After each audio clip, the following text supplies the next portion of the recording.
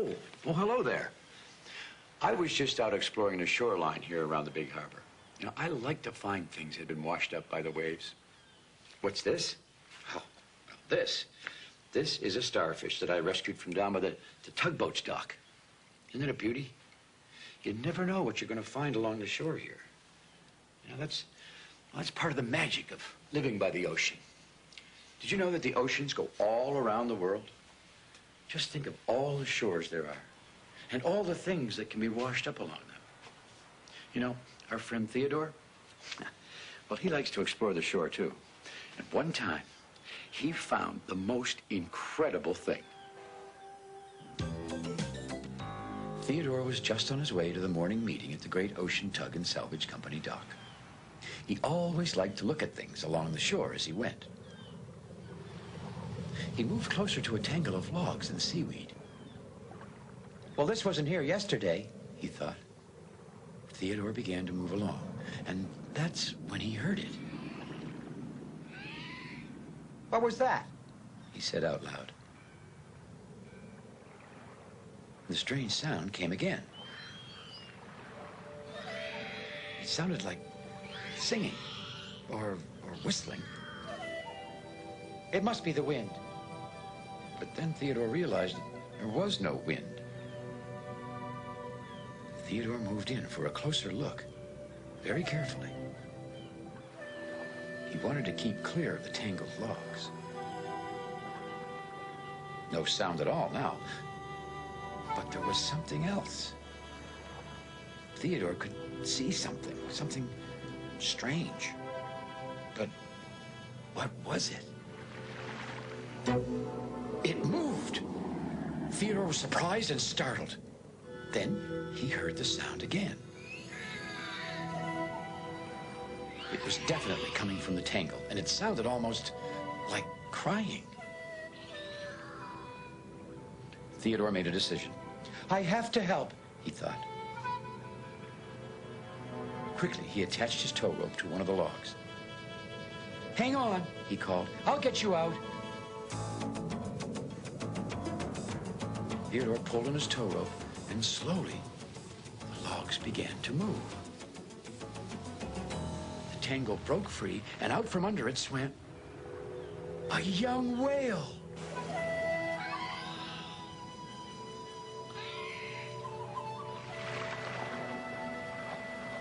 Oh, the whale was very happy to be free again.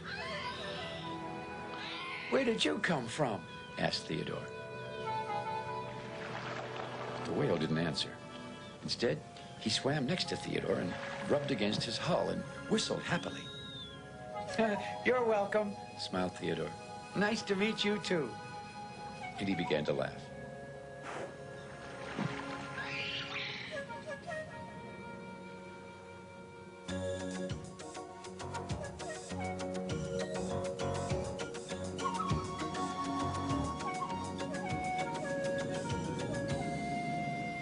The young whale followed Theodore to the morning work meeting. Oh, he must have gotten lost in the storm, said George. He must have become separated from his friends, said Emily. He's just like a puppy, said Hank, laughing.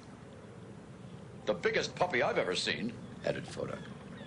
The dispatcher will know what to do, said Theodore. And the dispatcher did have a plan.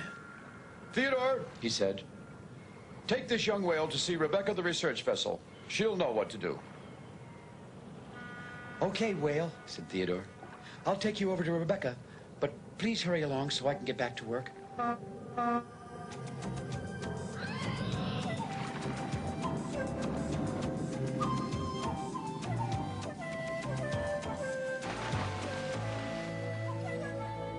I wish I had a pet whale, said Hank. He's not a pet, Hank, said Emily. He's just here until we find his friends. And what if we don't find them? Asked George. And Emily looked serious. I don't know, she said. But he can't stay in the harbor. Whales need to be out in the wide open ocean. Rebecca, the research vessel, knew more about whales than anyone in the harbor. She was amazed to see the young whale. He must have come into the harbor after being separated from the rest of his pod, she said. His pod? Asked Theodore. He didn't know what the new word meant. Yes, pod is a name for a group of whales, explained Rebecca. The other whales could be anywhere by now. They must be looking for him, said Theodore.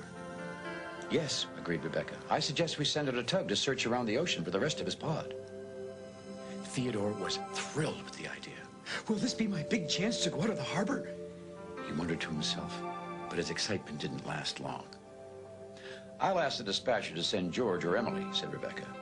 Oh, what about me? Exclaimed Theodore. Theodore, you need to stay with this whale until the rest of his pod is found, said Rebecca.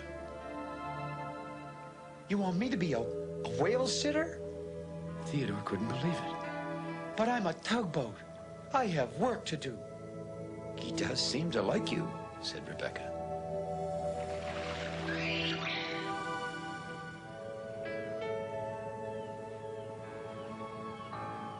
Well, Theodore tried his best to stay grumpy, but he just couldn't. The young whale loved to play and swim, and Theodore soon joined in.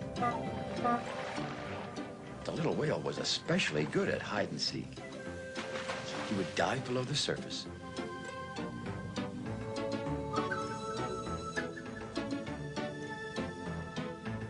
then pop up behind Theodore when he wasn't looking.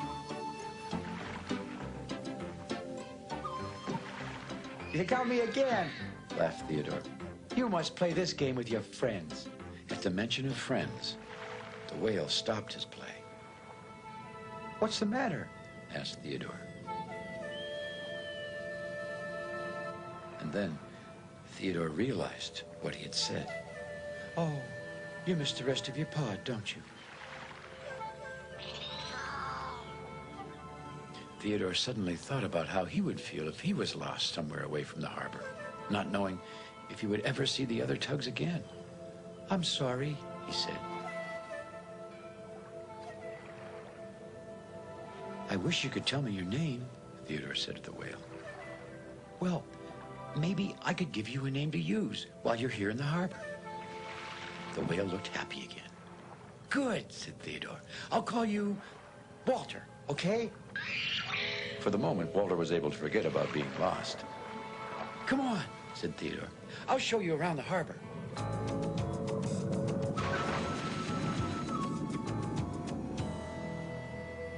That evening, Theodore gave his place at the dock to Walter, and the little whale was so tired, he fell right to sleep.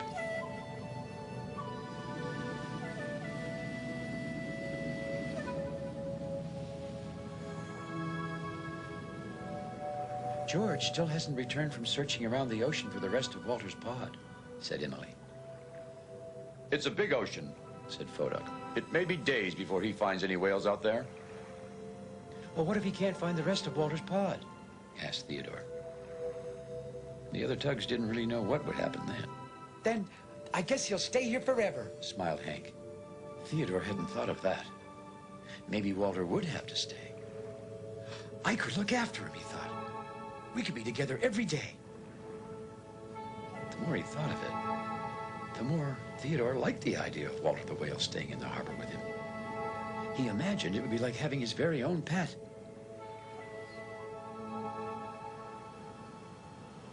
At the morning meeting the next day, Walter was the center of attention.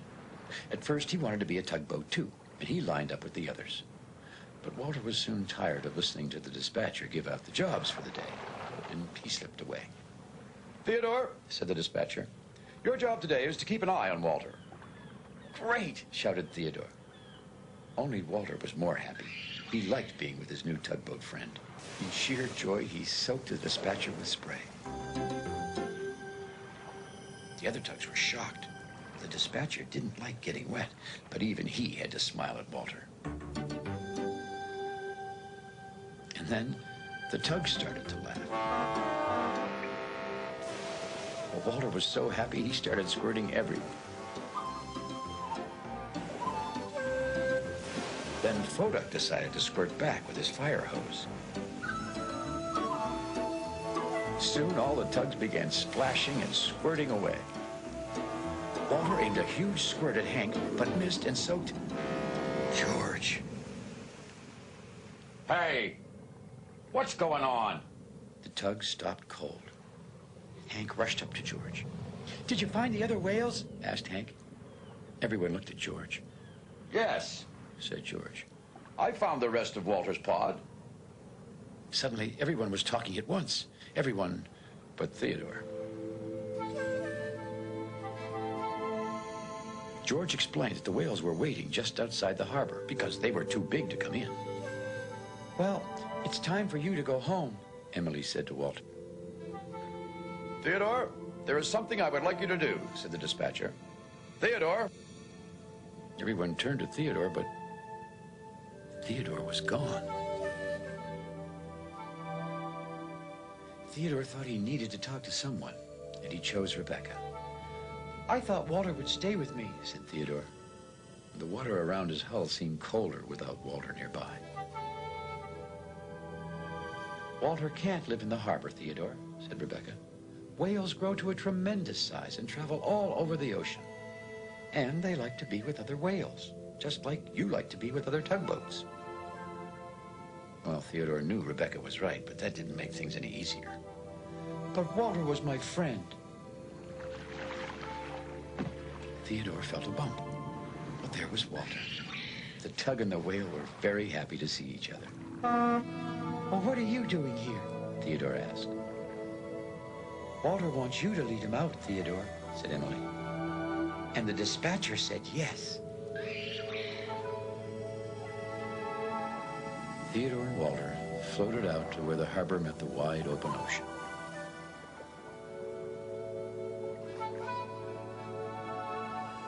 Theodore was sad. He didn't know what to say. Suddenly, Theodore felt a squirt. It was Walter.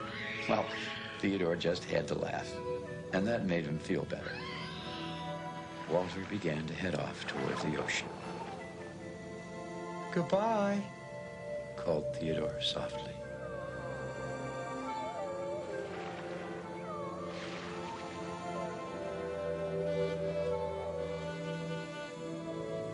Theodore returned alone some time later. "Was it hard saying goodbye?" asked Hank. "It wasn't that hard," said Theodore. "Once I figured out I didn't lose a pet. I gained a friend."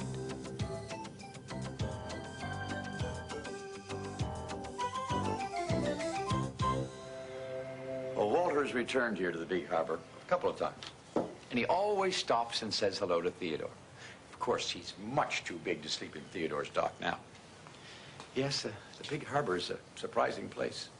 You just never know what or who you're going to find around here next. Well, I think I better get our starfish back to the ocean. You know, I bet she misses her friends. Come on, little starfish. You say goodbye to my office. And I'll say goodbye to you for now. Thanks for visiting here in the big harbor. We'll see you all again next time. Come on, I'll take you home.